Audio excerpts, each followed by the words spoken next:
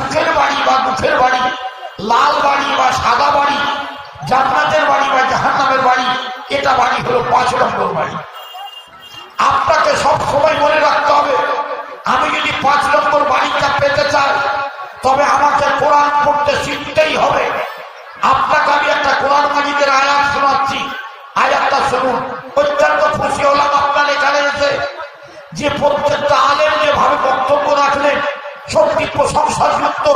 আমি প্রত্যেকটা আলেমেরই বক্তব্য শুনেছি, শুয়ে শুয়ে প্রত্যেকটা আলেমের বক্তব্য শুনে আমি মুগ্ধ এবং আমি সন্তুষ্ট। আমি আপনাদেরকে এই কথাই বলবো যে আলেমেরা কোনো কিছু বক্তব্য রাখছেন আর বাকি রাখেননি, তবে আমি আপনাদেরকে একটা নতুন বার্তা নিয়ে এসেছি। সেটা কি, যে আপনারা যারা কোরআন পড়তে জানেন না তারা কোরআন পড়তে শিখবেন। কেন আপনাকে বলছি এই কথাটা?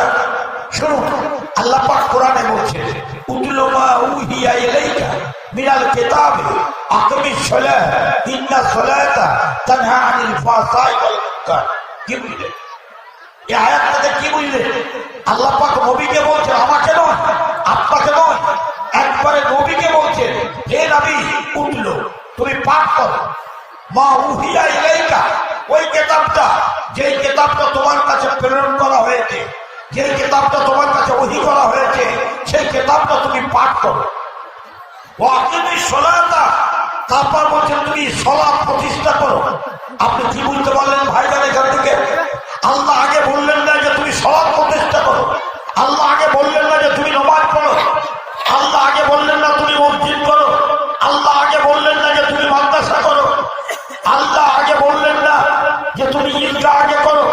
আল্লাহ পাক রব্বুল আলামিন আগে বলছেন তুমি কোরআন পড়ো। উতলু মা উহিয়া ইলাইকা মিনাল কিতাব, যে কিতাবটা তোমার কাছে আমি নাযিল করেছি সেই কিতাবখানা তুমি তেলাওয়াত করো, পড়তে শিখো। তারপরে বলছে ওয়াকিমিস সালাত, তুমি সালাত প্রতিষ্ঠা করো। কথা বুঝলেন?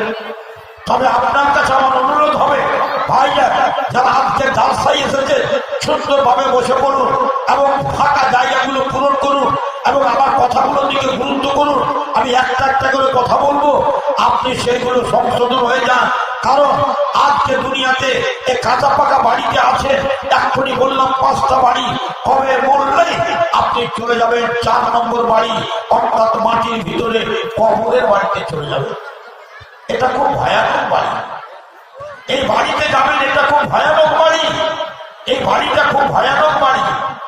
আপনাকে ভয়ানক বাড়ির আলোচনা করার আগে একটা কথা বলছি শুনুন। মা খাদিজা রাদিয়াল্লাহু তাআলা আনহা যখন নবী নবুয়তি পেলেন, তো নবী কাঁপতে কাঁপতে কাঁপতে কাঁপতে খাদিজা রাদিয়াল্লাহু তাআলার কাছে আসছেন। এসে কি বলছেন? জাম্মিলুনি জাম্মিলুনি, খাদিজা তুমি আমাকে চাদর দিয়ে উড়িয়ে দাও, তুমি আমাকে লেহাজ দিয়ে উড়িয়ে দাও। খাদিজা রাদিয়াল্লাহু তাআলা আল্লাহ নবীকে বলছে কি হয়েছে? নবী বলছে লাকাদ খাশিতু আলা নাফসি, আমার মধ্যে বড্ড ভয় লাগছে, মনে হয় আমি বলে যাব।